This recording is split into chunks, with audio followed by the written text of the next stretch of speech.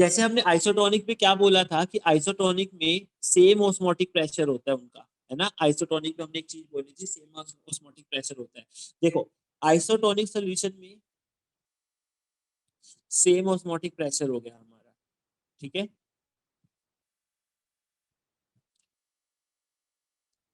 अब देखो आइसोटोनिक में तो ये बात होगी। अब हम अगर बात करें हाइपरटोनिक और हाइपोटोनिक में, ठीक है, अगर हम बात करें हाइपरटोनिक और हाइपोटोनिक में, तो हाइपरटोनिक में हमें पता है कि कंसंट्रेशन, जो अगर हाइपरटोनिक सॉल्यूशन उसको बोले जिसकी कंसंट्रेशन क्या है, ज्यादा होती है, ठीक है, जिसकी कंसंट्रेशन क्या है दूसरे के रिस्पेक्ट में ज्यादा होती है। देखो हाइपरटोनिक और जो हाइपोटोनिक कंसेप्ट है ना, वो क्या है, रिलेटिव कंसेप्ट है, ठीक है। मतलब एक एक क्या है, अगर हाइपरटोनिक है दूसरे के रिस्पेक्ट में, तो दूसरा क्या हो जाएगा, हाइपोटोनिक हो जाएगा, ठीक है। तो ये रिलेटिव टर्म है।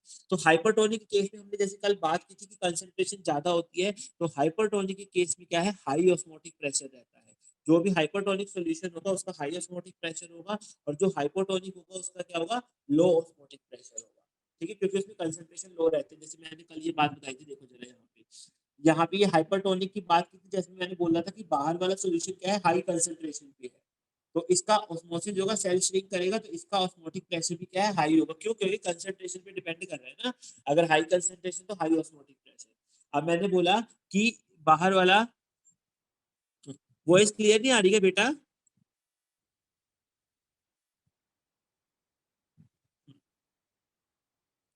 देखो, तो मैंने क्या बोला बेसिकली, अगर बाहर वाला सोल्यूशन कम कंसंट्रेशन पे है तो ये हाइपोटोनिक सोल्यूशन होगा।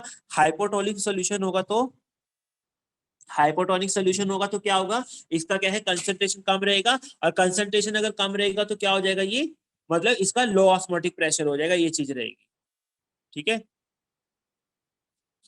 ठीक है, ये चीज हो जाएगी हमारी। तो चलो देखो, अब हम आगे करते हैं, ठीक है, अब हम आगे बात करते हैं। हमने ऑस्मोटिक प्रेशर पढ़ लिया। अब हम देखते हैं कि जो ऑस्मोसिस का, जो ऑस्मोटिक प्रेशर जो है, ये जो ऑस्मोसिस का कंसेप्ट है, इसका एप्लीकेशन देख लेते हैं थोड़ा सा। एप्लीकेशन ऑफ ऑस्मोसिस देख लेते हैं, देखो कहाँ कहाँ काम आता है ये, अगर हम बात करें तो देखो। ऑस्मोसिस की अगर हम बात करें, जैसे हम ऑस्मोसिस का जो है, हमने क्या बोला था, ये मूवमेंट होता है कहाँ से, मतलब कि हमारा लो कंसंट्रेशन ऑफ सॉल्यूशन से हाई कंसंट्रेशन ऑफ सॉल्यूशन में, यानी अगर हम बोले तो high concentration of the solvent to low concentration of the solvent, वहां से क्या है, सॉल्वेंट का हमारा क्या है, ट्रांसफर होता है, मतलब ट्रांसपोर्टेशन होता है बेसिकली, ठीक है, ये चीज रहती है, इसको ऑस्मोसिस बोलते हैं। अब यही रीजन होता है ऑस्मोसिस का, मतलब कि कुछ चीजों में कहाँ पे एप्लीकेशन देखने को मिलता है। जैसे देखो, तुमने एक चीज देखी होगी, कुछ फूल जैसे कि मुरझा जाते हैं, अगर उनको हम पानी में रख दे, ठीक है, तो पानी में रखते वो क्या है, फिर से खिल उठते हैं, मतलब कैसे ना, फ्रेशन अप से हो जाती है वो चीजें।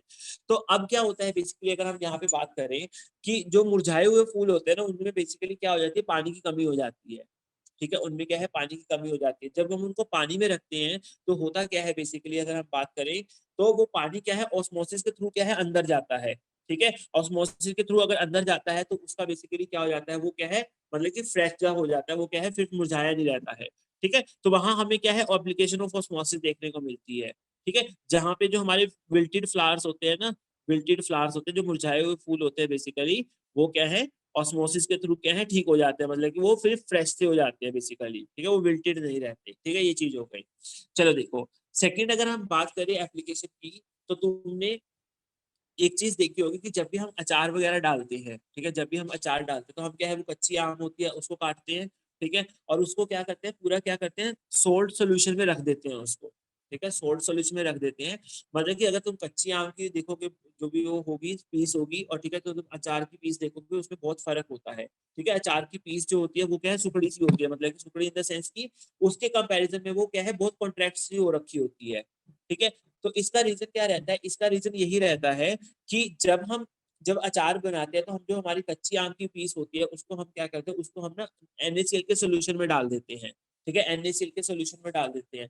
अब अंदर क्या होता है, पानी ज्यादा होता है उसके, और बाहर क्या होता है, पानी कम होता है, ठीक है। तो वो क्या करता है, मतलब अंदर से बाहर क्या है, पानी का फ्लो करवाता है, ठीक है। बाहर तो NaCl का सोल्यूशन है, वहां सॉल्वेंट कम होगा, अंदर क्या है, सॉल्वेंट है, उसके अंदर वाटर है, अंदर कुछ है नहीं, तो अंदर सॉल्वेंट ज्यादा होगा, तो वो क्या होगा, बाहर से अंदर की तरफ क्या है, फ्लो करवाएगा पानी को, और वो जिससे क्या हो जाती है, वो जो हमारी जो कच्ची आम की वो जो होती है पीस जो होती है, वो क्या है, मतलब कि सूख सी जाती है बिल्कुल, ठीक है, वो चीज रहती है बेसिकली, वो हार्ड टाइप चीज हो जाती है हमारी, ठीक है, ये चीज रहती है।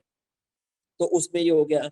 अच्छा, तुमने एक आधी चीज और देखी होगी, जैसे कि हम गाजर वगैरह लेते हैं, ठीक है, एक तो गाजर तुमने देखा होगा कि बहुत हार्ड सी होती है, ठीक है। हम्म,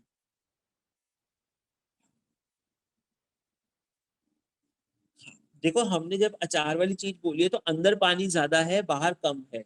बाहर हमने NaCl सोल्यूशन डाला, मतलब उसको क्या है, NaCl के अंदर मतलब कि उसके ऊपर क्या कर दिया, हम नमक वगैरह डाल दिया है, तो बाहर पानी कम है ना, तो अंदर से बाहर ही तो आएगा। ये चीज रहेगी। हाँ, अंदर से बाहर ही करेगा फ्लो को।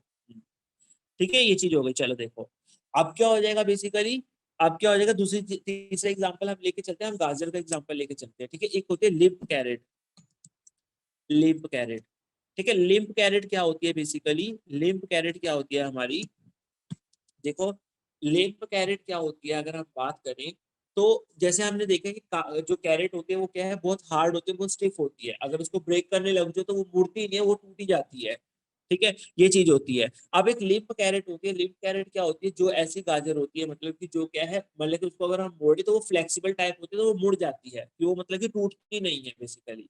जैसे एक गाजर तो जो हार्ड है वो तो उसको तो अगर तुम मोड़ने की कोशिश करोगे उसको तो ठीक है, तो वो टूट ही जाएगी। लेकिन एक लिम्फ कैरेट होती है, लिम्फ कैरेट होती है जो कि क्या होती है, जो फ्लेक्सिबल सी होती है, जो क्या है, जिसको मोड़ो तो वो टूटती नहीं, जैसे पाइप होती है ना, पाइप को मोड़ो वो टूटती नहीं है, वैसे वो लिम्फ कैरेट होती है, ठीक है। वो टूटती नहीं है, वो फ्लेक्सिबल होती है, वो बेंड हो जाती है इजिली। तो उसमें वो क्यों क्यों होता है, उसकी हार्डनेस क्यों चली जाती है, बेसिकली वो पानी की कमी की वजह से होती है, कि उसमें क्या है, पानी की कमी हो जाती है, जिसकी वजह से वो क्या है, फ्लेक्सिबल सी बन जाती है। उसको तुम क्या करो, उसको तुम क्या करो, अगर मान लो उसमें रख दो, पानी में रख दो उसको, तो क्या होगा, पानी अंदर कम है, बाहर ज्यादा पानी है, तो वो क्या है, अंदर कैरेट के अंदर जाएगा पानी, और जब वो कैरेट के अंदर जाएगा तो वो फिर क्या है, वो फिर से हार्ड हो जाती है बेसिकली, ठीक है। ये कैरेट का एग्जाम्पल हो गया इसमें हमारा, ठीक है, ये चीज हो गई हमारी। देखो अब क्या है, देखो जैसे हमने अभी बात की थी कि हमने जैसे ब्लड सेल को, ठीक है, हमने जैसे ब्लड सेल को रखा, ठीक है, हमने जैसे यहाँ पे देखो कल कल केस किया था ना, कि हमने अगर ब्लड सेल को हाइपरटोनिक सोल्यूशन सोल्यूशन में रखा तो सेल श्रिंक हो जाएगा, ठीक है। हाइपोटोनिक में रखा, हाइपोटोनिक में रखा तो वो क्या हो जाएगा, स्वेल अप हो जाएगा, ठीक है। हाँ, तो पहले सेल की बात कर लेते हैं, फिर कैरेट की कर लेंगे। अभी हम एक बार दोबारा से देखो, सेल की बात हम क्या कर रहे हैं, कि अगर हमने मान लो सेल को क्या किया, हाइपोटोनिक सोल्यूशन में रखा, ठीक है, हाइपोटोनिक सोल्यूशन में रखा, तो क्या हो जाएगा, वो स्वेल अप हो जाएगा, ठीक है। वो क्या है, बेसिकली क्या होता है, स्वेल अप कर जाएगा। वो पानी क्या है, अंदर जाएगा, उसमें सेल क्या है, स्वेल कर जाएगा, ठीक है, ये चीज हो गई हमारी। अब देखो ये चीज रहती है बेसिकली। हम्म अब अगर हम ये करते हैं कि जो लोग होते हैं, ठीक है, जो लोग होते हैं बेसिकली, देखो। हाँ, देखो सेल की बात कर रहे हैं, अभी पहले सेल की बात कर लेते हैं। देखो सेल में क्या है, अगर मान लो तुम, जैसे बहुत सारे लोग होते हैं कि बहुत ज्यादा जो सोल्टी खाना खाते हैं, ठीक है, जो बहुत क्या है सोल्टी खाना खाते हैं, ठीक है, तो उनको क्या है, वाटर रिटेंशन की प्रॉब्लम हो जाती है। वाटर रिटेंशन की प्रॉब्लम मतलब क्या है, कि उनके टिश्यू सेल की में है जो, ठीक है, उनके जो इंटरसेल्युलर स्पेस में है ना, वहां पे क्या है, वाटर भरना शुरू हो जाता है।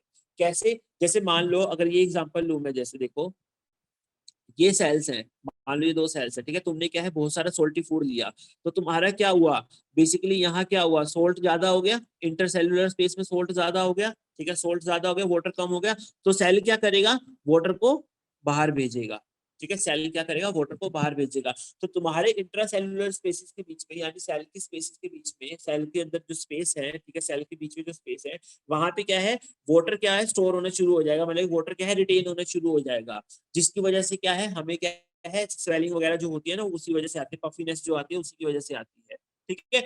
और इसी को ही हम क्या है, एक बीमारी भी बोलते हैं, जिसमें क्या है, एडिमा होता है, जिसका नाम क्या होता है, एडिमा होता है, ठीक है। वो क्या है, स्वेलिंग वगैरह आती है, ठीक है, तो वो क्या है, एडिमा वगैरह का डिसीज रहती है ये हमारी, ठीक है, ये चीज हो गई, ठीक है। और एप्लीकेशन क्या हो सकती है बेसिकली, और अगर हम कैसे कहेंगे, अगर मान लो अगर हम उसको कहते हैं और एप्लीकेशन, अगर हम देखें तो और एप्लीकेशन क्या हो सकती है, जैसे कि अगर हम देखें, वाटर जो है, वो हमने बोला कि प्लांट्स वगैरह होते हैं वो कहाँ से पानी लेते हैं, वो सोयल से पानी लेते हैं। तो उनका जो सोयल का पानी होता है वो क्या है बेसिकली, ऊपर से नीचे तक, सॉरी, नीचे से ऊपर तक कैसे जाता है, मतलब नीचे वो रूट से लेता है, वो पूरे प्लांट में जाता है, वो कैसे जाता है, वो ऑस्मोसिस के थ्रू ही जाता है बेसिकली, ठीक है, वो ऑस्मोसिस के थ्रू ही जाता है, पार्शली क्या है, वो ऑस्मोसिस की वजह से ही होता है, क्योंकि ऊपर पानी कम होता है, ठीक है, और जो नीचे है वो क्या है बेसिकली, हमारा क्या है, पानी ज्यादा होता है तो ऑस्मोसिस के थ्रू क्या है, पानी ऊपर जाता है। ठीक है, ये चीज हो गई। और ऑस्मोसिस का क्या हो सकता है, जैसे ऑस्मोसिस की अगर हम बात करें कि जब भी हम जैसे फ्रूट्स वगैरह होते हैं, मीट मीट वगैरह होता है, ठीक है, उनको हम क्या है प्रोटेक्ट करते हैं कैसे, उसमें क्या करके, शुगर वगैरह डाल के, ठीक है, सॉल्ट वगैरह डाल के। ठीक है, मतलब क्या कहना चाह रहा हूँ मैं, जो मेरे पास मान लो फ्रूट्स हो गए, ठीक है, या मीट वगैरह हो गया, उनमें हम क्या है सॉल्ट वगैरह डाल के और उनको क्या है मान लो शुगर वगैरह डाल के प्रोटेक्ट करते हैं। कैसे प्रोटेक्ट करते हैं, देखो, जब हमने उनके ऊपर क्या कर दिया कि, हाँ, कि जैसे हमने मान लो सॉल्ट वगैरह डाल दिया, ठीक है, सॉल्ट वगैरह डाल दिया तो होगा क्या, तो हमारा क्या होगा, बेसिकली बैक्टीरिया के ऊपर सॉल्ट वगैरह गिरा तो बाहर क्या है, सॉल्ट की कंसंट्रेशन ज्यादा है, पानी की कम है, तो बैक्टीरिया क्या करेगा, बेसिकली बैक्टीरिया क्या करेगा, वो उसको लॉस करवा देगा वाटर का, वो अपनी बॉडी में से क्या करेगा, वाटर का लॉस करवा देगा। ठीक है, और वो फिर क्या करेगा, स्टीबल हो जाएगा और डाई हो जाएगा, मतलब वो सिकुड़ के ना मर जाएगा बेसिकली। ठीक है, ये चीज रहती है बेसिकली। ठीक है, ये चीज होती है। देखो अभी क्या क्या एप्लीकेशन पढ़ी ऑस्मोसिस में, ये बता रहा हूँ मैं। हमने एक ऑस्मोसिस में पढ़ा कि बिल्ट इन फ्लावर्स वाला, कि अगर मुरझाए हुए फूल है उनको अगर पानी के अंदर रख दो तो उसमें क्या है, ऑस्मोसिस हो जाता है। ठीक है, वो क्या है, सही हो जाते हैं, वो फ्रेश से हो जाते हैं फिर। ठीक है, फिर हमने दूसरा देखा लिम्प कैरेट वाला, कि लिम्प कैरेट में क्या होता है बेसिकली, कि कैरेट को हम रखते हैं, अगर डीप कैरेट है जो हार्ड नहीं है उसको अगर हम पानी के अंदर रखते हैं, ठीक है, प्रॉपर ढंग से, ठीक है, तो वो क्या है, वो क्या है, हार्ड बन जाती है बेसिकली, वो लिप कैरेट का एग्जांपल हो गया, वो भी ऑस्मोसिस की वजह से होता है। फिर मैंने बोला कि ऑस्मोसिस की वजह से मान लो जैसे ऑस्मोसिस का प्रोसेस क्या है हमारी बॉडी के अंदर भी जैसे लग रहा है, क्या होता है कि जब हम मान लो कि बहुत सारा सोल्टी फूड लेते हैं, जो लोगों को मतलब कि नमकीन खाने की, जो नमक खाने की आदत होती है बेसिकली ज्यादा, ठीक है, तो वो क्या होता है, वो सोल्टी जो चीजें खाते हैं बेसिकली, तो वो क्या है, इंटरसेल्युलर स्पेसिस में जैसे खाना जाता है, ठीक है, वो सोल्ट वाली चीज जो है इंटरसेल्युलर स्पेसिस के बीच में जाती है, तो वहां पे क्या है, सोल्ट क्या है, ज्यादा कंसंट्रेशन में हो गया, मतलब सोल्ट ज्यादा हो गया तो पानी कम हो गया, तो सेल वगैरह क्या करते हैं, सेल वगैरह क्या करते हैं, यहाँ पे पानी वगैरह स्टोर करने शुरू कर देते हैं, मतलब कि वहां पे क्या है, वाटर रिटेंशन हो जाती है, कि वहां पे फिर वाटर ज्यादा भरना शुरू हो जाता है। ठीक है, क्योंकि वाटर की कमी थी तो वाटर भरना शुरू हो जाता है, और इससे क्या होती है, मतलब कि बेसिकली जो स्वेलिंग वाली चीज होती है वो आती है। ठीक है, इस कंडीशन को हम क्या बोलते हैं, एडेमा बोलते हैं। ठीक है, ये चीज हो गई। फिर मैंने बताया कि प्लांट्स वगैरह भी जो वाटर लेते हैं रूट से, रूट सॉइल के थ्रू, वो रूट्स सॉइल से वो रूट्स के थ्रू जो पानी लेते हैं वो ऊपर तक कैसे पहुंचता है, वो भी क्या है, ऑस्मोसिस के कारण ही पहुंचता है ऊपर। ठीक है, फिर हमने कहा कि जो हमारा प्रिजर्वेशन होता है, जो मीट वगैरह खाते हैं, ठीक है, प्रिजर्वेशन जो फ्रूट्स वगैरह हम खाते हैं उनको हम क्या है, प्रिजर्व कर सकते हैं कैसे, उनके ऊपर क्या है, नमक या शुगर वगैरह डाल, होता क्या है वहां पे, जब हम बाहर बाहर क्या करते हैं उनके ऊपर जैसे मान लो उनके ऊपर बैक्टीरिया पड़े हुए हैं, तो बैक्टीरिया वगैरह को क्या दिखता है कि बाहर क्या है, उनकी बॉडी के बाहर क्या है, ठीक है, हाँ, तो उनको क्या दिखता है, उनकी बॉडी के बाहर क्या है, सॉल्ट वगैरह कंसंट्रेशन ज्यादा है, पानी कम है, तो वो क्या करते हैं, अपनी बॉडी में से क्या है, पानी को रिलीज करते हैं, मतलब पानी को ऑस्मोसिस के थ्रू क्या करते हैं, बाहर निकालते हैं। जब उनके बॉडी में पानी की कमी हो जाती है तो वो उनकी बॉडी क्या है, स्ट्रेन कर जाती है, वो स्टेबल कर जाते हैं और फिर मर जाते हैं बेसिकली बैक्टीरिया वगैरह। ठीक है, तो ये चीज रहती है हमारी। ठीक है, ये चीज हो जाएगी basically। हाँ, अब इसमें तुम्हें लग रहा होगा कि सेल श्रिंक कर जाता है, जैसे क्वेश्चन भी है कि इसमें सेल श्रिंक कर जाता है। सेल श्रिंक करता है बेसिकली, लेकिन उसके आसपास इतने सारे सेल होते हैं कि थोड़ा थोड़ा सा पानी सब में से निकलता है तो इतना फर्क पड़ता नहीं है सेल्स को, तो ठीक है, इतना सेल्स को तो फर्क नहीं पड़ता क्योंकि उसके बाद बहुत सारे सेल्स वगैरह होते हैं। ठीक है, तो ये हमारा क्या हो गया, ऑस्मोसिस का एप्लीकेशन हो गया। एक ऑस्मोसिस का एप्लीकेशन और है, ठीक है, जो हम क्या है घरों में भी यूज करते हैं, वो देखते हैं। देखो, तुमने आरओ वगैरह का सुना होगा, ठीक है, आरओ वगैरह का सुना होगा, लेकिन उसमें ऑस्मोसिस प्रोसेस नहीं होता, उसमें क्या है, रिवर्स ऑस्मोसिस होता है। अब रिवर्स ऑस्मोसिस समझते हैं, देखो क्या है। ठीक है, रिवर्स ऑस्मोसिस समझते हैं क्या होता है। देखो, मान लो मैंने क्या किया, जैसे मैंने कल भी बताया था, मैंने क्या किया, एक साइड सोल्यूशन रख लिया, दो कंपार्टमेंट लिए, एक साइड सोल्यूशन रख लिया, ठीक है, एक साइड क्या किया, सॉल्वेंट रख लिया। ठीक है, ये मेरा बंद है, यहाँ पे पिस्टन वगैरह है, ठीक है, ये चीज। हाँ, एक तरफ मैंने क्या कर दिया, सोल्यूशन रख दिया, एक तरफ मैंने क्या कर दिया, सॉल्वेंट रख दिया, प्योर सॉल्वेंट, और इनको कनेक्ट कर दिया ठीक है आपस में, और बीच में क्या लगा दी, सेमी परमिएबल मेम्ब्रेन लगा दी।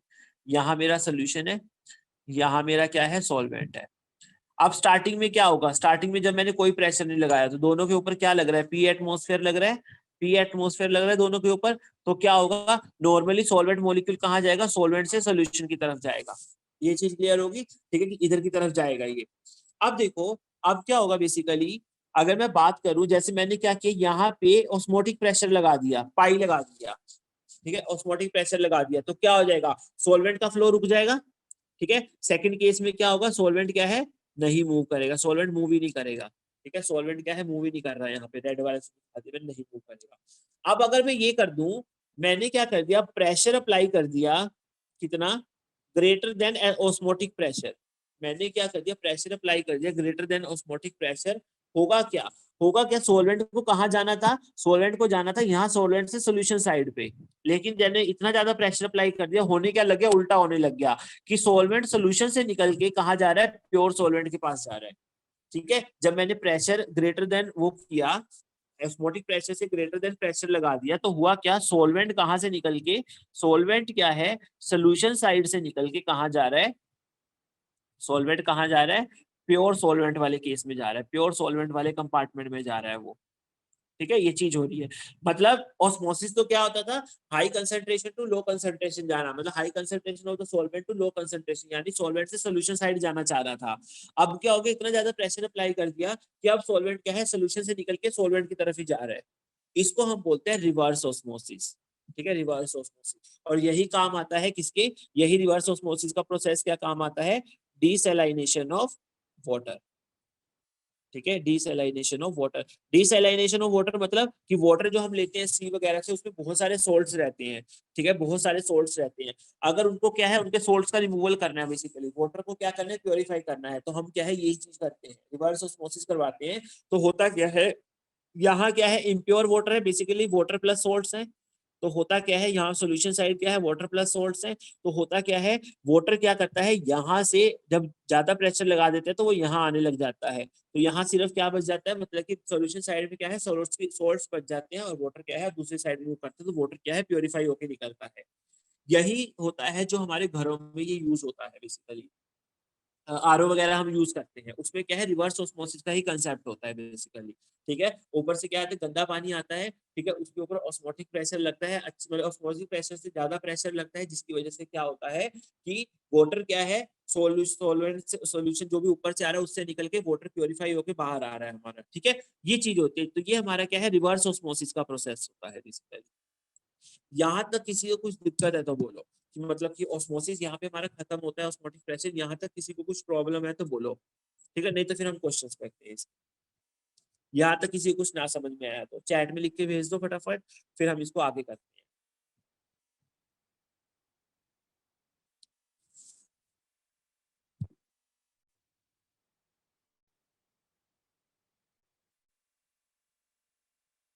हाँ, सल्यूट दूसरी तरफ नहीं जाएगा। बेटा सल्यूट की मूवमेंट तो होती नहीं है ना, हमने सेमी परमिएबल मेम्ब्रेन में क्या बोला था, कि सेमी परमिएबल मेम्ब्रेन में क्या होता है कि वो जो है सिर्फ सोलवेंट मॉलिक्यूल को अलाउ करता है, ना कि सोल्यूट मॉलिक्यूल्स को। ठीक है, तो इसलिए सोलवेंट ही जाएगा उधर।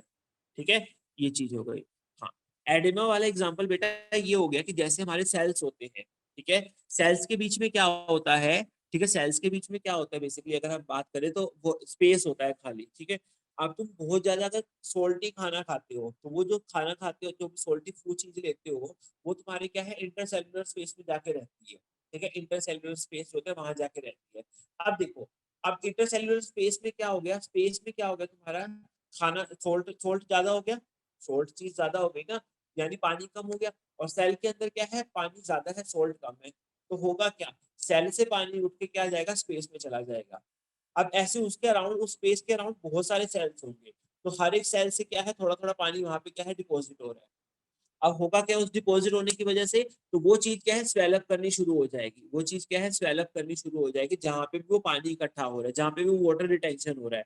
ठीक है, उसी कंडीशन को हम क्या बोलते हैं, एडेमा बोलते हैं। ठीक है, और वो भी किसकी वजह से ही हो रहा है, ऑस्मोसिस की वजह से तो हो रहा है वो भी। ठीक है, ये चीज बोल रहा हूँ मैं।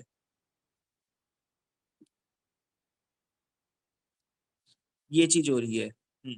हाँ सिद्धार्थ, तुम अनम्यूट करने के लिए बोल रहे हो, अब तो क्लियर हो गया ना तुम्हारे डाउट।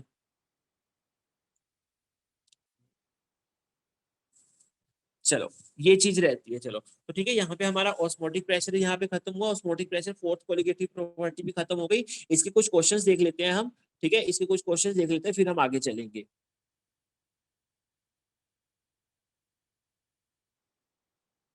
देखो ये क्वेश्चन है जैसे, हाँ, देखो क्या कर रखा है।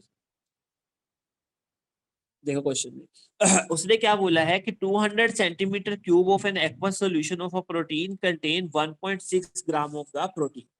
ठीक है, उसने हमें वॉल्यूम दे दिया कि वॉल्यूम कितना है सॉल्यूशन का, 200 सेंटीमीटर क्यूब है।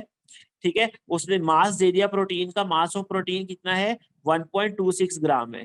ठीक है, उसने क्या बोला ऑस्मोटिक प्रेशर कितना है उस सॉल्यूशन का एट 300 केल्विन, टेम्परेचर दे दिया 300 केल्विन, और उसने बोला कि 300 केल्विन में उसका जो ऑस्मोटिक प्रेशर है वो कितना है, ऑस्मोटिक पाई कितना है बेसिकली 2.57 इंटू 10⁻³ बार।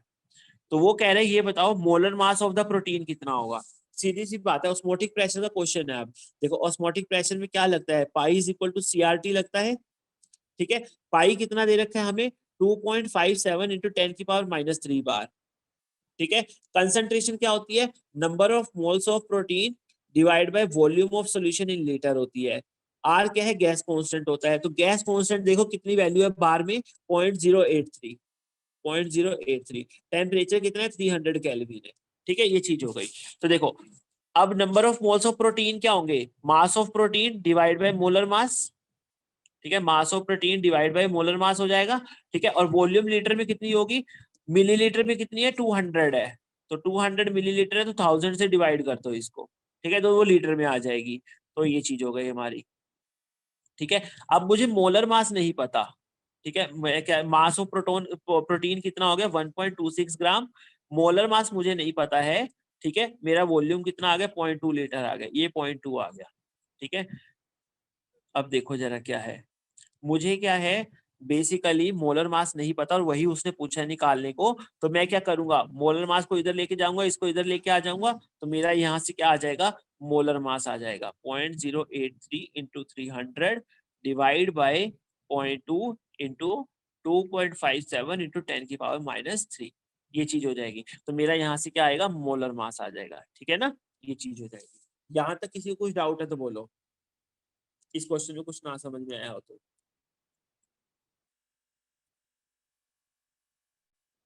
क्वेश्चन क्लियर है ना ये सब, चलो ठीक है। अब हम एक क्वेश्चन और लेके चलते हैं, फिर इसको खत्म करते हैं। ऑस्मोटिक प्रेशर हमारा भी क्या है, फ्रीजिंग पॉइंट का था। हमने फ्रीजिंग पॉइंट का क्वेश्चन तो कर लिए थे ना शायद। हाँ चलो ठीक है, यही क्वेश्चन था बस, बाकी इन टेक्स्ट क्वेश्चन है वो सॉल्व कर लेना। ठीक है, ये चीज हो जाएगी। ठीक है, ये चीज हो जाएगी। चलो देखो हो गया ये। अब ऑस्मोटिक प्रेशर का क्वेश्चन, ये ऑस्मोटिक प्रेशर का भी कंसेप्ट क्या है, खत्म हो गया। चारों की चारों क्वालिटेटिव प्रॉपर्टीज हमारी खत्म हो गई।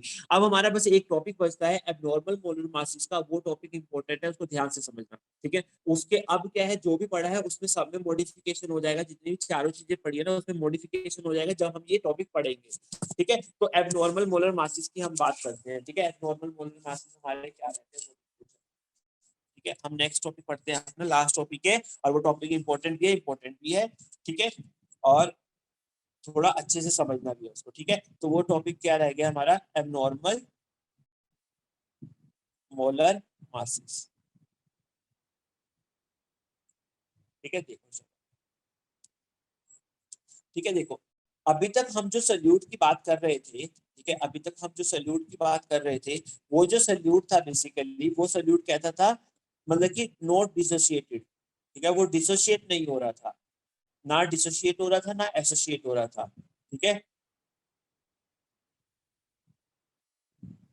नॉट डिसोसिएटिंग और नॉट एसोसिएटिंग। ठीक है, मतलब ना तो वो डिसोसिएट हो रहा था ना वो एसोसिएट हो रहा था। ठीक है, ठीक है, तो वो क्या था, वो वाला सल्यूट किया था हमने। लेकिन अब मुझे ये बताओ, अगर मेरा जो सल्यूट है, ठीक है, अगर मेरा जो सल्यूट है वो डिसोसिएट होता, डिसोसिएटेड वाला होता जो डिसोसिएशन कर सकता है। ठीक है, अगर मान लो सल्यूट क्या होता, डिसोसिएशन करता।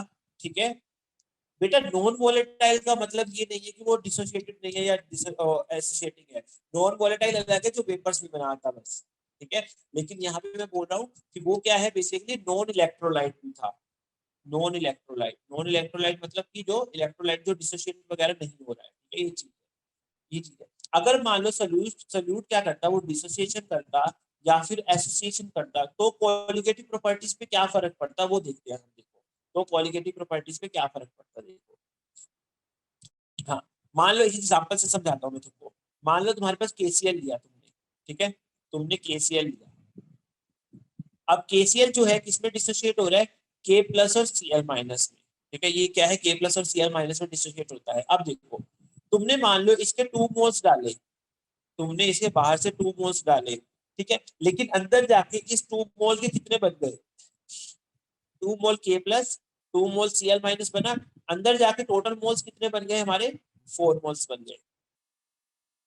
अब देखो मुझे एक बात बताओ, तुम जो कैलकुलेट करोगे, ठीक है, तुम जो कैलकुलेट करोगे प्रॉपर्टी की वैल्यू, क्वालिटेटिव प्रॉपर्टी की वैल्यू किसके हिसाब से करोगे, तुम तो 2 मोल के हिसाब से करोगे क्योंकि तुमने तो 2 मोल सोल्यूट डाला है, ठीक है, तुम जो भी कैलकुलेशन करोगे वो तो 2 मोल के हिसाब से करोगे। लेकिन अगर मैं सॉल्यूशन को एक्सपेरिमेंटली देखूं, अगर मैं सॉल्यूशन को एक्सपेरिमेंटली देखूं तो वो किसके हिसाब से निकालेगा, वो तो 4 मोल के हिसाब से प्रॉपर्टी की वैल्यू निकालेगा ना। मेरी बात समझ रहे हो मैं क्या कहना चाह रहा हूँ, मैं ये कहना चाह रहा हूँ कि मान लो जैसे तुमने बाहर से 2 मोल केसीएल डाल दिया, अब वो केसीएल क्या है, जाके टूट गया, जब 1 मोल केसीएल टूटता है तो वो 1 मोल के प्लस और 1 मोल सीएल माइनस देता है। अब यहाँ पे अगर वो 2 मोल टूटा है तो वो 2 मोल के प्लस और 2 मोल सीएल माइनस देगा, ठीक है।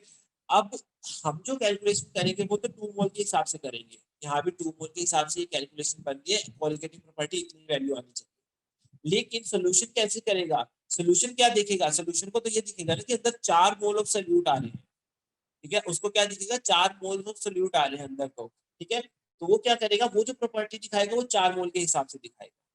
यानी अगर मैं बात करूं कि जो कैलकुलेटेड प्रॉपर्टी है, ठीक है, जो मैंने थ्योरेटिकली कैलकुलेटेड की है, जो कैलकुलेटेड प्रॉपर्टी है क्वालिटेटिव प्रॉपर्टी, वो क्या है, डिफरेंट होगी, ठीक है, फ्रॉम एक्सपेरिमेंटल, ठीक है, वो डिफरेंट होगी फ्रॉम एक्सपेरिमेंटल प्रॉपर्टी, ठीक है, फ्रॉम फ्रॉम डिफरेंट होगी फ्रॉम एक्सपेरिमेंटल प्रॉपर्टी, ऑब्वियस सी बात है ये होगा। अब देखो अगर क्वालिटेटिव प्रॉपर्टी डिफरेंट हो गई, अगर क्वालिटेटिव प्रॉपर्टीज डिफरेंट हो गई तो जो उनसे निकलने वाले मोलर मास है वो भी क्या होंगे, डिफरेंट होंगे बेसिकली, ठीक है, क्योंकि मोलर मास हम क्वालिटेटिव प्रॉपर्टी से निकाले, देखो अभी ऊपर मैंने ये किया भी था, यहाँ मोलर मास निकाला था ऑस्मोटिक प्रेशर की हेल्प से, तो यहाँ क्या होता है, क्वालिटेटिव प्रॉपर्टी अगर डिफरेंट है तो वो क्या है, मोलर मास भी अलग अलग देगी, मतलब क्या होगा कि वो जैसे देखो अगर मैं इसी की बात करता हूँ केसीएल की, तो मुझे ये बताओ क्वालिटेटिव प्रॉपर्टी की वैल्यू ज्यादा कहाँ आएगी, हम जो कैलकुलेट कर रहे हैं जो एक्सपेरिमेंट से मिल रही है उसमें कहाँ से ज्यादा आएगी वैल्यू, ये बताओ, तुम्हें अगर थोड़ा सा भी आइडिया लगाओ तो मुझे ये बताओ क्वालिटेटिव प्रॉपर्टी की वैल्यू कहाँ ज्यादा आएगी, मतलब हम जो कैलकुलेट कर रहे हैं 2 मोल से, या सोल्यूशन जो देख रहा है 4 मोल से, वहां से ज्यादा आएगी, तो सोल्यूशन जो देख रहा है उससे ज्यादा आएगी, सोल्यूशन जो देख रहा है उससे, क्यों, क्योंकि वहां पे नंबर ऑफ मोल्स ज्यादा है, उसको दिख रहा है कि number of moles of solute कितने आए हैं, बाहर से 4 आए हैं। तो एक्सपेरिमेंटल जो क्वालिटेटिव प्रॉपर्टी होगी इस केस में, एक्सपेरिमेंटल जो क्वालिटेटिव प्रॉपर्टी होगी वो क्या होगी, ज्यादा होगी as compare to theoretically calculated qualitative property से, ठीक है, कैलकुलेटेड क्वालिटेटिव प्रॉपर्टी से, ठीक है, एक्सपेरिमेंटल जो क्वालिटेटिव प्रॉपर्टी होगी वो ज्यादा होगी थ्योरेटिकल कैलकुलेटेड क्वालिटेटिव प्रॉपर्टी से, यानी एक्सपेरिमेंटली जो वैल्यू आएगी वो ज्यादा आएगी जो हम कैलकुलेट करेंगे उससे। अब एक्सपेरिमेंटली अगर वैल्यू ज्यादा आ रही है और हमें पता है कि क्वालिटेटिव प्रॉपर्टी जो है ना वो इनवर्सली प्रोपोर्शनल होती है मोलर मास, तुम किसी भी केस में देख लो, देखो यहाँ मैंने जब ऑस्मोटिक प्रेशर लिखा था तो मैं तुम्हें बता देता हूँ, देखो जब मैंने relative lowering of vapour pressure लिखा था वो क्या था, काई 2, ठीक है, काई 2 किसके इक्वल था, N2 बाय N1 के अप्रोक्सीमेटली माना था, N2 किसके इक्वल था, नंबर ऑफ मोल से mass of solute divide by molar mass of solute N1, ठीक है, तो यहाँ देखो जो क्वालिटेटिव प्रॉपर्टी थी वो मोलर मास के इनवर्सली प्रोपोर्शनल थी, ठीक है, यहाँ पे अगर डेल्टा टी भी करूं मैं, डेल्टा टी भी क्या था, केबी इंटू एम, मोलैरिटी, मोलैरिटी क्या होती है, मोल्स, मोल्स ऑफ सोल्यूट, ठीक है, divide by mass of solvent in KG, ठीक है, ये चीज होगी। नंबर ऑफ मोल्स को क्या लिख सकता हूं मैं, केबी इंटू नंबर ऑफ मोल्स को given mass upon molar mass of solute into W1, यहाँ पे भी क्या हुआ, डेल्टा टीबी जो है मोलर मास के इनवर्सली प्रोपोर्शनल हुआ, सेम यहाँ पे क्या होगा, डेल्टा टीएफ भी लोगे तो वो क्या है, मोलर मास के इनवर्सली प्रोपोर्शनल होगा, और यहाँ पे जब हमने ऑस्मोटिक प्रेशर में देखा था तो ऑस्मोटिक प्रेशर यहाँ था और ये भी क्या है, इनवर्सली प्रोपोर्शनल होगा मोलर मास के, तो मतलब सारे रिजल्ट से एक कंक्लूजन निकल के आया, सारे इससे एक कंक्लूजन निकल के आया कि जो हमारी क्वालिटेटिव प्रॉपर्टी होती है, ठीक है, वो क्या होती है, इनवर्सली प्रोपोर्शनल होती है मोलर मास, ठीक है। अब देखो, अब एक्सपेरिमेंटल क्वालिटेटिव प्रॉपर्टी ज्यादा आई थी थ्योरेटिकल कैलकुलेटेड से, तो ऑब्वियस ही बात है जो एक्सपेरिमेंटल मोलर मास आएगा वो कम आएगा कि नहीं आएगा, जो एक्सपेरिमेंटल मोलर मास है वो कम होगा कि नहीं होगा, वो थ्योरेटिकल से, वो थ्योरेटिकल से क्या होगा, कम होगा, थ्योरेटिकल मोलर मास से वो क्या है, कम आएगा। ये चीज क्लियर है, यहाँ पे ये चीज होगी कि एक्सपेरिमेंटल मोलर मास जो होगा वो क्या है, थ्योरेटिकल मोलर मास से कम आएगा। तो ये चीज हो गई हमारी कि जब डिसोसिएशन हुआ तो जो हमने कैलकुलेट किया और जो उसने दिया वो क्या है, अलग अलग आया। इनमें से सही कौन सा होगा, बता सकते हो सही कौन सा होगा, इसमें से सही कौन सा होगा, थ्योरेटिकल, क्योंकि एक्सपेरिमेंटल तो, हाँ, क्योंकि एक्सपेरिमेंटल तो बेसिकली क्या है, वो तो चार पार्टिकल को देख रहे हैं ना, चार पार्टिकल के हिसाब से मोलर मास निकाल रहे हैं, लेकिन एक्चुअल में तो मोलर मास तो 2 मोल के हिसाब से निकलना चाहिए ना, क्योंकि गए तो इसके 2 मोल है पूरे, तो उसके हिसाब से निकलना चाहिए। इसलिए थ्योरेटिकल मोलर मास क्या है, सही होगा, एक्सपेरिमेंटल मोलर मास क्या है, गलत होगा। ठीक है, मैं फिर से बताता हूँ, देखो मैंने क्या कहा कि एक्सपेरिमेंटल क्वालिटेटिव प्रॉपर्टी जो है वो थ्योरेटिकल क्वालिटेटिव प्रॉपर्टी से ज्यादा है, ये चीज हो गई। क्यों, एक्सपेरिमेंटल में क्या है, उसको 4 मोल दिख रहे हैं, थ्योरेटिकल में क्या दिख रहे हैं, उसको 2 मोल दिख रहे हैं। ठीक है, थ्योरेटिकल में उसको 2 मोल दिख रहे हैं, तो जितना ज्यादा अमाउंट होता है सॉल्यूट का उतनी ज्यादा क्या है, क्वालिटेटिव प्रॉपर्टी की वैल्यू आती है। तो हमें ये चीज समझ में आ गई कि एक्सपेरिमेंटल में उसको अगर 4 दिख रहे हैं मोल, तो क्वालिटेटिव प्रॉपर्टी एक्सपेरिमेंटल में जो वैल्यू आएगी वो ज्यादा है। अब मुझे पता है जो क्वालिटेटिव प्रॉपर्टी होती है उसकी जो वैल्यू होती है वो मोलर मास के इनवर्सली प्रोपोर्शनल होती है, सॉल्यूट के मोलर मास के इनवर्सली प्रोपोर्शनल होती है। तो अगर क्वालिटेटिव प्रॉपर्टी की वैल्यू ज्यादा तो मोलर मास की वैल्यू कम। तो अगर एक्सपेरिमेंटल क्वालिटेटिव प्रॉपर्टी की वैल्यू ज्यादा आ रही थी तो एक्सपेरिमेंटल मोलर मास जो निकालोगे उसकी वैल्यू कम आएगी थ्योरेटिकल मोलर मास से। ठीक है, ये बताना चाह रहा था। यहाँ क्या हो गया, थ्योरेटिकल मास से क्या हो गया, कम वॉल्यूम आ रही है, कम मोलर मास आ रहा है बेसिकली, हाँ, कम मास आ रहा है, हाँ, ये चीज हो जाएगी। ठीक है, अब देखो अगर मान लो एसोसिएशन का केस होता, ये तो हमने डिसोसिएशन का केस देख लिया, तो डिसोसिएशन केस में ये ध्यान रखना एक बार कि हमने ये चीज ऑब्जर्व करी थी कि एक्सपेरिमेंटल प्रॉपर्टी ज्यादा थी तो मोलर मास जो है कम आ रहा था। ठीक है, अब मान लो अगर एसोसिएशन का केस होता, मान लो तुमने क्या करके एसिटिक एसिड ले लिया, ठीक है, ये एसोसिएशन का केस ले लिया, एसिटिक एसिड ले लिया तुमने और उसको क्या कर दिया, बेंजीन के अंदर डाल दिया। अब बेंजीन के अंदर एसिटिक एसिड क्या करता है, वो एसोसिएट कर जाता है, डाइमर बना लेता है। ठीक है, वो क्या कर लेता है, डाइमर बना लेता है। देखो कैसे बनाता है, जैसे ये है ना,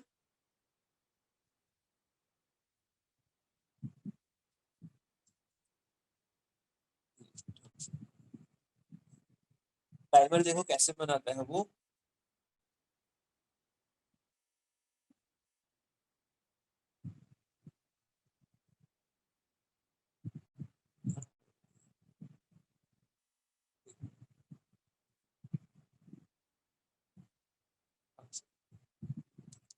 ये सी एच थ्री है जैसे, ठीक है, C H three C O H. ठीक है, होता क्या है, ये क्या करता है बेसिकली, ये एसिटिक एसिड का फॉर्मूला हो गया। ठीक है, तो ये क्या करता है बेसिकली, इसके साथ क्या है, हाइड्रोजन बॉन्डिंग के थ्रू क्या करता है, डाइमर बना के रहता है। इसमें ऑक्सीजन है, इसमें हाइड्रोजन है, ये क्या करता है, हाइड्रोजन बॉन्डिंग के थ्रू क्या करता है, डाइमर बना के रहता है। ठीक है, बेंजीन के केस में ये चीज होगी हमारी। ठीक है, तो अब क्या हुआ, यहाँ पे एसोसिएशन हो गया। अब मान लो अगर तुमने बाहर से मान लो 4 मोल डाले, ठीक है, अगर तुमने जैसे 2 मोल, अगर 2 पार्टिकल डाल दिए तो सोल्यूशन को कैसे दिख रहा है, वो सोल्यूशन को कैसे दिख रहा है, वो सोल्यूशन को एक पार्टिकल दिख रहा है पूरा। ठीक है, वो सोल्यूशन को कैसे दिख रहा है, एक पार्टिकल दिख रहा है पूरा। तो अगर तुमने मान लो 4 मोल डाल दिया तो सोल्यूशन को क्या दिख रहा है, वो 2 मोल दिख रहे हैं। सोल्यूशन को क्या दिख रहा है, 2 मोल दिख रहे हैं कि 2 मोल डाले हैं। ठीक है, ये चीज हो गई। तो अब देखो, अब एक्सपेरिमेंटल जो वैल्यू होगी, अब एक्सपेरिमेंटल जो सीपी की वैल्यू होगी, क्वालिटेटिव प्रॉपर्टी की वैल्यू होगी, वो कम होगी या ज्यादा होगी, अब वो कम होगी या ज्यादा होगी थ्योरेटिकल से, बताओ। अगर तुम्हें कंसेप्ट समझ में आ गया फिर तुम बता सकते हो, थ्योरेटिकल क्वालिटेटिव प्रॉपर्टी से वैल्यू ज्यादा होगी या कम होगी,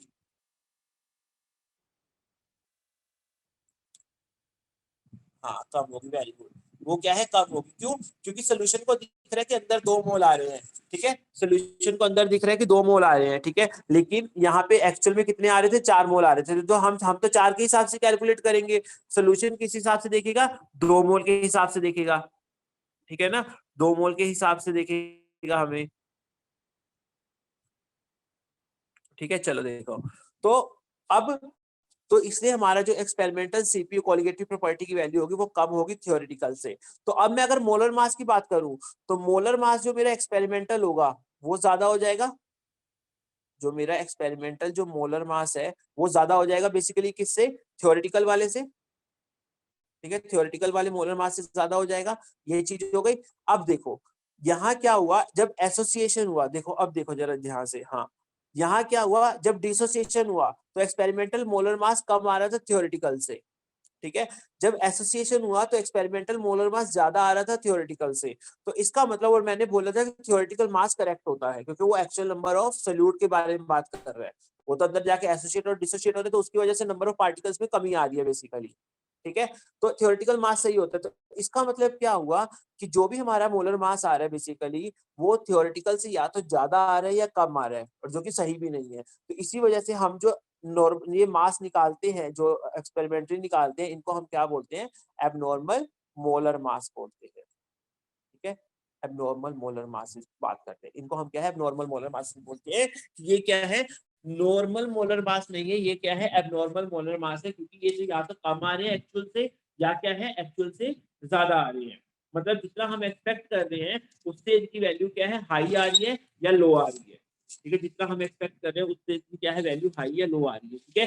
तो ये हमारा क्या हो गया, बेसिकली एबनॉर्मल मासेस का कंसेप्ट होगा कि ये हमारे क्या है, एबनॉर्मल मोलर मासेस हो, ठीक है। अब देखो, अब एबनॉर्मल मोलर मासेस हो गई है हमारी बात, ठीक है, अब हमारी एबनॉर्मल मोलर मासेस की बात हो गई। अब अगर हमें ये करना हो, अब हमें एक चीज समझ में आ गई कि जो भी हम पॉलिगेटिव प्रॉपर्टीज यूज कर रहे थे ना, वो सिर्फ तब तक ही सही थी जब तक मान लो ना सोल्यूट एसोसिएट हो रहा ना डिसोसिएट हो रहा, तब तक तो वो सही डाटा देगा, सही रिजल्ट देगा। लेकिन जैसे ही मान लो, अगर क्या कहते हैं कि हमने ऐसा सोल्यूट ले लिया जो एसोसिएट हो रहा है या डिसोसिएट हो रहा है, तो वो क्या करेगा बेसिकली, वो क्या देगा हमें, एबनॉर्मल मोलर मासेस देगा, ठीक है, एक्सपेरिमेंटली क्या है, वो एबनॉर्मल वैल्यूज देगा। तो हमें क्या इसको सही करना पड़ेगा। तो इसको सही करने का, इस प्रॉब्लम को सोल्व करने का जो जिम्मा उठाया था वो किसने उठाया था, वान टॉफ ने उठाया था, ठीक है, वान टॉफ ने उठाया था। वान टॉफ ने क्या किया था, उसने एक फैक्टर इंट्रोड्यूस किया था, उसने एक वैल्यू इंट्रोड्यूस की थी आई, जिसको उसने हम क्या बोलते हैं, वान टॉफ फैक्टर बोलते हैं, ठीक है, वान टॉफ फैक्टर बोलते हैं। ये उसने क्या किया था, आई वैल्यू इंट्रोड्यूस की थी, ठीक है, ये आई वैल्यू से उसने क्या है, जो भी दिक्कत आ रही थी उसको क्या है, इंक्लूड किया उसने, ठीक है। अभी आई की वैल्यू कैसे दी जाती है, आई की वैल्यू बेसिकली कैसे दी जाती है, ये रेशियो होता है किसका, ये रेशियो होता है हमारा एक्सपेरिमेंटल कॉलिगेटिव प्रॉपर्टी का, ये एक्सपेरिमेंटल कॉलिगेटिव प्रॉपर्टी क्या आ रही है, ठीक है, और divide by theoretical colligative property, यानी कैलकुलेटेड कॉलिगेटिव प्रॉपर्टी, कितनी हमने कैलकुलेट की है, ठीक है, ये चीज रहती है हमारी, ठीक है, ये हो गया, ठीक है। इसका जो रेशियो आएगा वो आई वैल्यू होता है, तो इसको हम ऐसे भी लिख सकते हैं, एक्सपेरिमेंटल कॉलिगेटिव प्रॉपर्टी की वैल्यू का मतलब क्या हो गया, एबनॉर्मल मोलर मास, ठीक है, एबनॉर्मल मोलर मास, और ये नॉर्मल मोलर मास, ये नॉर्मल मोलर मास और ये एबनॉर्मल मोलर मास, ऐसा भी लिख सकते हैं, क्योंकि देखो कॉलिगेटिव एक्सपेरिमेंटल कॉलिगेटिव प्रॉपर्टी का मतलब क्या हुआ कि वो एबनॉर्मल मोलर मास देगा, और वो इनवर्सली रिलेशन होते हैं। तो अगर एक्सपेरिमेंटल कॉलिगेटिव प्रॉपर्टी न्यूमरेटर में है तो एबनॉर्मल मोलर मास कहाँ आएगा, डिनोमिनेटर में आ जाएगा। और थ्योरेटिकल कॉलिगेटिव प्रॉपर्टी से क्या है, नॉर्मल मोलर मास मिलता है। तो अगर थ्योरेटिकल कॉलिगेटिव प्रॉपर्टी डिनोमिनेटर में है तो इसके कॉरस्पॉन्डिंग जो नॉर्मल मोलर मास होगा वो क्या है, न्यूमरेटर में आ जाएगा, क्योंकि दोनों इनवर्सली होते हैं, ठीक है, ये चीज हो गई, ठीक है। ऐसे भी आई निकाल सकते हैं। आई निकालने का एक और तरीका भी है, कैसे, it is a number of particles after dissociation और एसोसिएशन, आफ्टर डिसोसिएशन और एसोसिएशन, ठीक है, divide by number of particles before dissociation और एसोसिएशन, नंबर ऑफ पार्टिकल्स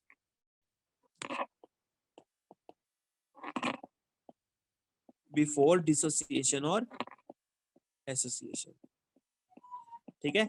हम आई क्या है, इससे भी निकाल सकते हैं, हम बिफोर डिसोसिएशन और एसोसिएशन, हम आई क्या है यहाँ से भी निकाल सकते हैं, वांट ऑफ फैक्टर ऐसे भी निकाल सकते हैं, ठीक है। अब जैसे ये वांट ऑफ फैक्टर निकला, मैंने क्या कहा था, जो भी हम कॉलिगेटिव प्रॉपर्टीज निकालेंगे, अगर तो नॉन इलेक्ट्रोलाइट सोल्यूट है, मतलब ना तो वो एसोसिएट हो रहा है ना डिसोसिएट हो रहा, फिर तो सही है, फिर तो कोई दिक्कत नहीं है, कॉलिगेटिव प्रॉपर्टी जो अब जब जो हमने पढ़ी है वो हम कर सकते हैं। लेकिन अगर मान लो हमारा सोल्यूट एसोसिएटेड और डिसोसिएटेड हुआ, तो जो हम क्या करेंगे, हमारी जो है कॉलिगेटिव प्रॉपर्टी क्या है, मॉडिफाई हो जाती है। वो मॉडिफाइड कॉलिगेटिव प्रॉपर्टीज क्या है वो देख लेते हैं। देखो कैसे, हमने जो relative lowering of vapour pressure पढ़ी थी, ठीक है, वो हमने पढ़ी थी delta P by P not ठीक है, हमने क्या पढ़ा था, delta P by P note, वो कितना पढ़ा था, काई 2। ठीक है, अभी इसके साथ इसको हम क्या करते हैं, वन टू फैक्टर से मल्टीप्लाई कर देते हैं, आई काई 2 हो जाएगा वो। ठीक है, ये चीज हो गई। हमने जो डेल्टा टीबी पढ़ा था वो क्या था, केबी इंटू एम था। ठीक है, अब हम इसको क्या करेंगे, वन टू फैक्टर को इंक्लूड करेंगे तो आई के बी एम हो जाएगा। ठीक है, ऐसे ही हमारा क्या होगा, डेल्टा टी एफ क्या हो जाएगा, बेसिकली के एफ इंटू मोलैलिटी पढ़ा था हमने। अब इसको वन टू फैक्टर को इंट्रोड्यूस करेंगे तो आई हो जाएगा, i into K f into m. ठीक है, अब हमारी ऐसी ही क्या है, osmotic pressure pi is equal to C R T था। ठीक है, वन टू फैक्टर इंक्लूड करेंगे तो ये क्या बन जाएगी, pi is equal to i C R T. ठीक है, तो अब तुम्हें क्या है ना, हर जगह क्या करना है, बेसिकली कॉलिगेटिव प्रॉपर्टीज का यूज करना है, मॉडिफाइड कॉलिगेटिव प्रॉपर्टी का यूज करना है तुमको। ठीक है, बस तुम्हें ये ध्यान रखना है, अगर आई मान लो एक ऐसे सल्यूट के लिए है जो नॉन इलेक्ट्रोलाइट है, जो डिसोशिएट नहीं होता है, जो एसोसिएट नहीं होता है, नॉन इलेक्ट्रोलाइट है, तो उसके लिए आई हमेशा याद रखना 1 होगा। ठीक है, हमेशा याद रखना आई 1 लेना है तुमको। तभी ऐसे समझ लो कि जो अभी तक कॉलिगेटिव प्रॉपर्टी पढ़ रहे थे ना, उसमें ऐसे समझ लो सारे आई की वैल्यूज क्या थी, 1 थी, क्योंकि हम ऐसे सल्यूट की बात ही नहीं कर रहे थे जो डिसोशिएट या एसोसिएट हो रहा हो। इसलिए वहां पे सबकी आई की वैल्यूज क्या ली गई, बाय डिफॉल्ट 1 ले ली गई थी, इसलिए वो उनकी प्रॉपर्टीज में नहीं आया था। ठीक है, आई की वैल्यू वहां नहीं लिखी थी, हमने आई को नहीं मेंशन किया था। ठीक है, हाँ, जिसमें वो डिसोशिएट होगा, जिसमें वो एसोसिएट होगा, तो उसके केस में हम क्या है, आई इस तरीके से निकाल सकते हैं, जैसे हो गए ये तरीके से निकाल सकते हैं। ठीक है, ये चीज है। जैसे मान लो NaCl है, अब देखो डिसोसिएशन भी 2 तरीके से हो सकता है, स्ट्रॉन्ग डिसोसिएशन, वीक डिसोसिएशन। अगर मान लो स्ट्रॉन्ग का डिसोसिएशन है, जैसे मान लो NaCl का डिसोसिएशन है, तो NaCl तो 100% डिसोसिएट करता है, तो Na plus plus Cl minus हो जाएगा ये। ठीक है, Na प्लस और Cl माइनस हो जाएगा ये हमारा। ठीक है, तो ये 100% डिसोशिएट कर रहा है, तो इसका आई तो हमें क्या है, 2 ही लेना है। जितने भी आयंस बन रहे हैं ना डिसोशिएट होके, जो 100% डिसोशिएट करते हैं, उसके आई आई क्या होता है, उसका वन टू फैक्टर क्या होता है, जितने वो नंबर ऑफ आयंस दे रहा है। ठीक है, जैसे मान लो मेरा क्या है, कैल्शियम क्लोराइड है, अगर ये 100% डिसोशिएट हो रहा है, तो ये क्या है, कैल्शियम प्लस 2 और 2Cl माइनस आयन देगा। ठीक है, तो इसका आई क्या हो जाएगा, एक कैल्शियम आयन मिल रहा है, 2 क्लोराइड आयन मिल रहे हैं, तो इसका आई क्या हो जाएगा, 3 हो जाएगा बेसिकली। ठीक है, ये चीज रहेगी बेसिकली हमारी। ठीक है, ये चीज रहेगी, ये हमारा क्या है, वन टू फैक्टर का इसमें क्या है, इंक्लूजन हो जाएगा ऐसे फिर हमारा। ठीक है, ठीक है, ये चीज ध्यान रखनी है तुमको। अब इसके बेसिस पे ना देखो, मैंने क्या बोला कि आई जो है, देखो 2 तरह से हो सकता है, वो डिसोशिएटेड के केस में और एसोसिएटेड के केस में। देखो अब ध्यान से समझना, आई अगर नॉन इलेक्ट्रोलाइट है, सॉरी, अगर हमारे पास सोल्यूट कैसा है, नॉन इलेक्ट्रोलाइट है, तो आई हमेशा क्या आएगा, 1 आएगा। अगर हमारा इलेक्ट्रोलाइट है, कोई सोल्यूट इलेक्ट्रोलाइट है, मतलब वो डिसोसिएट या एसोसिएशन दिखा रहा है, तो आई क्या होगा, 1 के इक्वल नहीं होगा, वो 1 से या तो बड़ा होगा या 1 से वो क्या है, छोटा होगा। अगर वो डिसोशिएट कर रहा है तो वो 1 से बड़ा हो जाएगा, अगर वो डिसोशिएट कर रहा है तो 1 से बड़ा हो जाएगा, अगर वो एसोसिएट कर रहा है तो 1 से लेस हो जाएगा। कैसे बताया ये मैंने ऐसे बताया, देखो कैसे, कि देखो इस फॉर्मूले से, देखो ये थर्ड वाले फॉर्मूले से क्या कह रहे हैं, number of particles after dissociation divide by number of particles before dissociation. देखो डिसोसिएशन के बाद तो ऑब्वियस सी बात है, नंबर ऑफ पार्टिकल्स बढ़ते हैं, डिसोसिएशन के बाद तो नंबर ऑफ पार्टिकल्स बढ़ते हैं। जैसे केसीएल को तोड़ा था ना, उसने जब टूटा था तो 2 आयंस दिए थे, तो डिसोसिएशन के बाद तो पार्टिकल्स बढ़ते ही बढ़ते हैं, तो न्यूमरेटर ज्यादा होगा डिनोमिनेटर से हमेशा डिसोसिएशन के केस में। तो न्यूमरेटर अगर ज्यादा होगा डिनोमिनेटर से, तो क्या हो जाएगा, जो हमारा डिसोसिएशन के केस में जो आई की वैल्यू आ जाएगी वो ग्रेटर देन 1 आ जाएगी। अब एसोसिएशन के केस में क्या होता है कि नंबर ऑफ पार्टिकल्स जो एसोसिएशन के बाद कम होते हैं। जैसे ये एग्जांपल देखो, यहाँ पे हमने देखा था कि पहले एसोसिएशन पहले 4 मोल थे, एसोसिएशन के बाद वो कितने बन गए, 2 मोल बन गए। ठीक है, 2 मोल बन गए, तो यानी न्यूमरेटर कम होगा डिनोमिनेटर से, और अगर न्यूमरेटर कम हुआ तो एसोसिएशन के केस में क्या होता है, आई क्या है, लेस देन 1 रहता है हमारा। ठीक है, ये चीज हो गई। ठीक है, अब इसके केस में देख लेते हैं, डिसोसिएशन के केस में फर्दर बात करते हैं। डिसोसिएशन के केस में अगर मैं बात करूं, ठीक है, डिसोसिएशन के केस में अगर मैं बात करूं, तो डिसोसिएशन के केस में देखो 2 तरह के डिसोसिएशन हो सकते हैं, स्ट्रॉन्ग और week.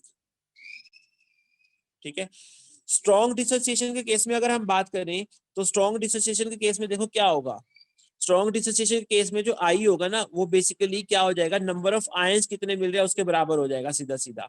It is equal to number of forming ions formed after dissociation, कितने आयंस बन रहे हैं स्ट्रॉन्ग के केस में, जहां पे 100% डिसोसिएशन हो रहा है, और जहां पे डिस आई वीक है, जहां पे मतलब कि सोल्यूट वीक है, वो वीकली डिसोशिएट कर रहा है, मतलब कि वो 100% डिसोसिएशन नहीं कर रहा, वो 50, तो उसमें हम क्या है आई निकालते हैं, उसमें हमें क्या है आई फाइंड करना होता है with the help of alpha, degree of dissociation, with the help of degree of dissociation.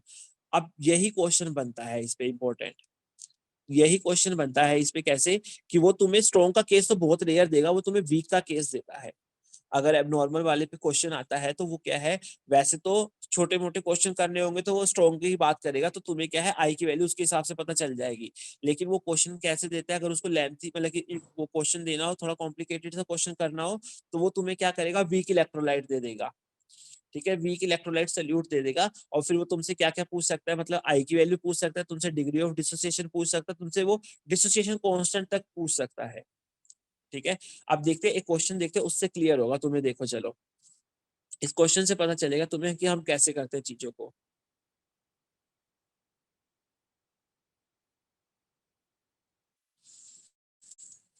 हाँ, जैसे ये देखो,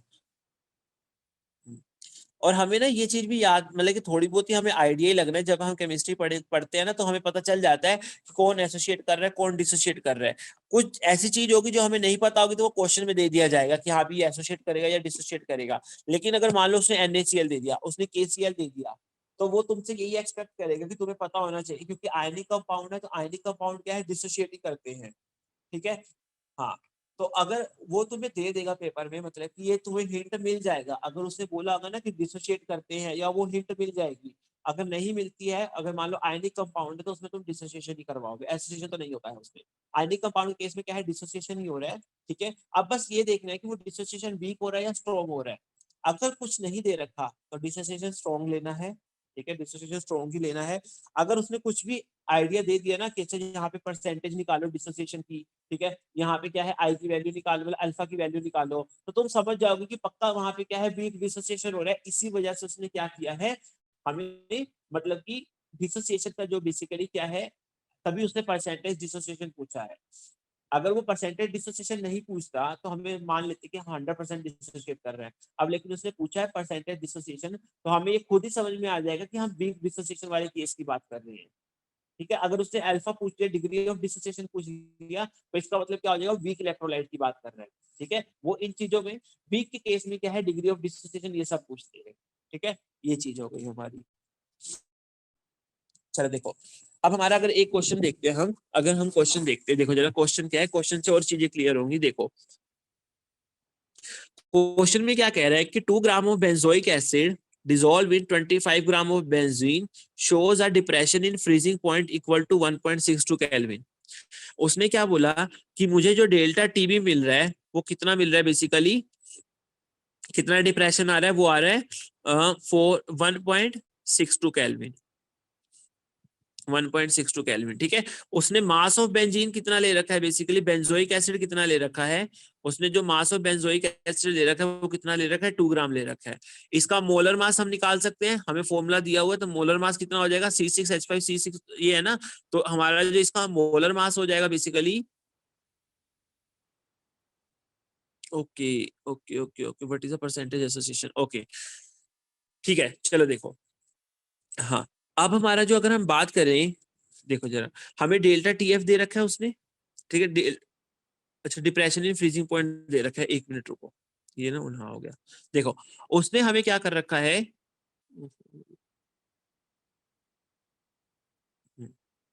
देखो उसने हमें क्या बोला है कि 2 ग्राम ऑफ जो बेंजोइक एसिड है, स्क्रीन रुक गई,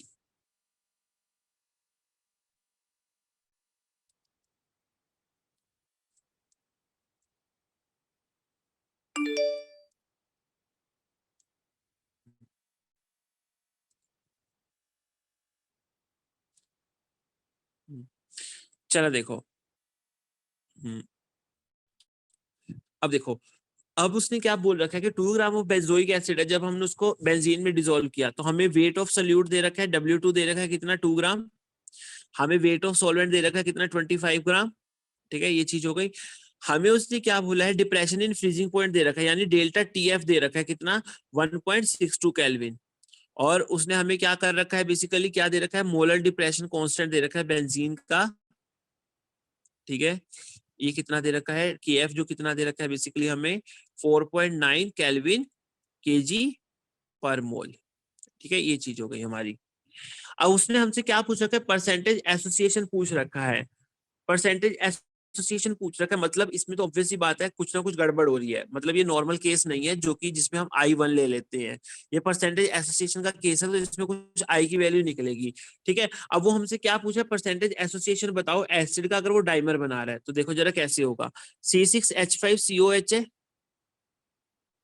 ठीक है, इसको मैंने क्या किया, इसका डाइमर बनाया, तो इसके 2 पार्टिकल लिए। ठीक है, तो ये क्या बनाएगा, C6H5COH होल ट्वाइस बनाएगा। ठीक है, ये चीज रहेगी। ठीक है, चलो देखो, अब मुझे क्या निकालना है बेसिकली, इस डाटा को तो मैं बाद में यूज करता हूँ, मुझे निकालना क्या है वो देख लेते हैं। उसने बोला है परसेंटेज एसोसिएशन निकालो। तो देखो मैं इसकी 1 मोल से शुरू करता हूँ। मैंने इसका 1 मोल लिया तो ये 0 बना। ठीक है, मैंने टी टाइम पे देख लिया कि ये क्या है, बेसिकली एसोसिएट हो रहा है। इसकी डिग्री ऑफ जो एसोसिएशन मान ली मैंने, डिग्री ऑफ एसोसिएशन जो मान ली मैंने, वो क्या मान ली, अल्फा मान ली बेसिकली। तो ये क्या हो गया बेसिकली, ये हो गया 1 माइनस अल्फा, तो ये कितना बन जाएगा, अल्फा बाय 2 बन जाएगा। ठीक है, ये क्या हो गया मेरा, अल्फा बाय 2 हो गया। डिग्री ऑफ एसोसिएशन मैंने क्या मान लिया, अल्फा मान लिया। तो अगर इसमें से अल्फा कम हुआ है तो देखो 2 से 1 बन रहा है, 2 मोल से 1 मोल बन रहा है, तो अगर अल्फा से ये कितना बनेगा, अल्फा बाय 2 बनेगा। ठीक है, तो आई देखते हैं वांट ऑफ फैक्टर क्या होगा। वांट ऑफ फैक्टर क्या कहता है, total numbers after association divide by total number before dissociation. तो टोटल नंबर आफ्टर एसोसिएशन कितने हुए, total number of particles after association 1 minus alpha, तो इसके बेंजोइक एसिड के, और अल्फा बाय 2 किसके, डाइमर के। तो ये तो हो गए after association number of particles. Total number of particles before association, तो बेंजोइक एसिड तो ये नहीं हुआ था। ठीक है, और देखो जरा मैं क्या बताना चाह रहा हूँ, मैं फिर से बताता हूँ। देखो बच्चों को समझ नहीं आ रहा, देखो क्या कह रहा हूँ मैं। देखो उसने क्या बोला है कि बेंजोइक एसिड क्या कर रहा है, डाइमर बना रहा है। तो यानी बेंजोइक के अगर तुम 2 पार्टिकल लोगे, वो दोनों मिलके क्या करेंगे, डाइमर बना लेंगे। ठीक है, एक पार्टिकल में कन्वर्ट हो जाएंगे, सीधी सी बात है। तो मैंने टाइम पे क्या, T0 पे क्या शुरू किया कि मान लो मेरे पास 1 मोल थे। ठीक है, मान लो मेरे पास 1 मोल थे। ठीक है, तो ये स्टार्टिंग में 0 होगा, स्टार्टिंग में 0 होगा ये। ठीक है, उसके बाद क्या हुआ, इन्होंने डाइमर बनाना शुरू किया, बेंजोइक एसिड ने क्या किया, डाइमर बनाना शुरू किया। अब देखो डाइमर में अगर बात करूं तो 2 पार्टिकल अगर लेता हूं मैं, ठीक है, 2 पार्टिकल अगर लेता हूं मैं, तो उससे क्या बन रहा है, एक पार्टिकल बन रहा है मेरा। ठीक है, तो मान लो अगर उसमें अल्फा पार्टिकल्स, मतलब डिग्री ऑफ एसोसिएशन क्या हो गया, अल्फा मान लिया, तो अगर उसमें अल्फा पार्टिकल एसोसिएट हो रहे हैं तो उसके कितने बनेंगे, अल्फा बाय 2 बनेंगे कि नहीं बनेंगे, आधी तो बनेंगे। अगर 2 का 1 बन रहा है तो अल्फा बाय 2 का, अल्फा का भी तो अल्फा बाय 2 बनेगा कि नहीं बनेगा, ये चीज हो जाएगी बेसिकली। तो अब देखो, अब यहाँ पे क्या है, हमने पढ़ के आए थे अभी, आई की वैल्यू जो होती है वो क्या होती है, देखो यहाँ पे मैंने बताई थी, it is the number of particle after association और number of particles before association और डिसोसिएशन। यहाँ पे एसोसिएशन हो रहा है तो एसोसिएशन लेंगे। तो number of particle after association देखो क्या होगा, आफ्टर एसोसिएशन मतलब ये केस है, आफ्टर एसोसिएशन के बाद तो यही पार्टिकल्स बचे हैं। ठीक है, और बिफोर एसोसिएशन ये वाले पार्टिकल्स हैं। तो देखते हैं, चलो देखो बिफोर एसोसिएशन। तो अब देखो आफ्टर एसोसिएशन कौन कौन है, 1 माइनस अल्फा तो बेंजोइक एसिड के हैं। ठीक है, और अल्फा बाय 2 किसके, डाइमर के हैं। तो टोटल पार्टिकल्स तो ये हो गए। बिफोर एसोसिएशन देखो 1 मोल बेंजोइक एसिड का है, डाइमर का कुछ भी नहीं है, तो ये क्या हो जाएगा, 1 मोल हो जाएगा। तो आई कितना आ गया बेसिकली, आई हमारा कितना आ गया, आई हमारा आ गया ये 1 minus alpha plus alpha by 2। ये क्या आ जाएगा, आई कितना आ जाएगा हमारा 1 माइनस अल्फा बाय 2, और आई कितना आ गया बेसिकली, ये आ गया, इसको मैं अगर ऐसे करूं तो अल्फा बाय 2 कितना आ गया, 1 माइनस आई। तो अल्फा कितना आ गया बेसिकली, अल्फा कितना आ गया, 2 इंटू 1 माइनस आई। मतलब अल्फा निकालना है हमको, अगर हमको अल्फा निकालना है तो हमें आई निकालना पड़ेगा, हमें वांट ऑफ फैक्टर निकालना पड़ेगा बेसिकली। अब वांट ऑफ फैक्टर देख लेते हैं कैसे निकलेगा।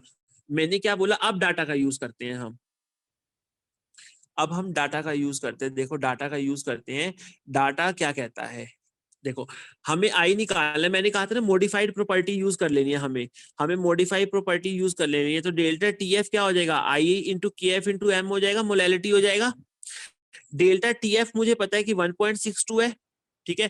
आई मुझे पता नहीं है, के एफ मुझे पता है कितना है, 4.9 है, और मुझे मोलैलिटी भी पता है। मोलैलिटी कैसे पता है? Number of moles of benzoic acid यानी सल्यूट, वेट ऑफ सॉल्वेंट यानी बेंजीन। ठीक है, तो number of moles of solute देखते हैं कितना होगा। देखो वेट कितना है सल्यूट का, 2 ग्राम। क्या है? बेंजोइक एसिड है, बेंजोइक एसिड का मोलर मास निकाल लेना। बेंजोइक एसिड का जो मोलर मास आएगा वो कितना आएगा, बेसिकली अगर मैं बात करूं, यहाँ दिया होगा बेंजोइक एसिड का जो मोलर मास आ रहा है,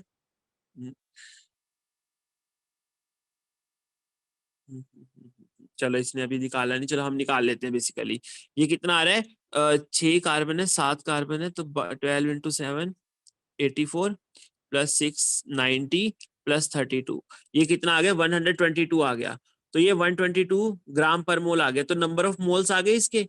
वेट ऑफ बेंजीन, बेंजीन का वेट कितना दे रखा है, देखो यहाँ पे बेंजीन का वेट दे रखा है 25 ग्राम। तो बेंजीन का वेट अगर 25 ग्राम है तो मास ऑफ बेंजीन केजी में कितना हो जाएगा, 25 ग्राम/1000। ठीक है, 1000 हो जाएगा। तो हमें यहाँ से number of moles of solute भी मिल गए, ये भी मिल गया। तो यहाँ से हम आई निकाल लेंगे, और जैसे ही हम आई निकालेंगे उसको यहाँ पुट कर देना इस इक्वेशन में, और तुम्हारा क्या आ जाएगा, अल्फा आ जाएगा। ठीक है, ये चीज होगी इसमें। तो ऐसे हमें क्वेश्चंस आएंगे इसके। ठीक है, ऐसे हमें क्वेश्चंस आएंगे। तो बताओ इसमें कुछ दिक्कत हो तो, ठीक है, इसमें कुछ दिक्कत हो तो बताओ, नहीं तो फिर हम इसको यहाँ खत्म करते हैं अब।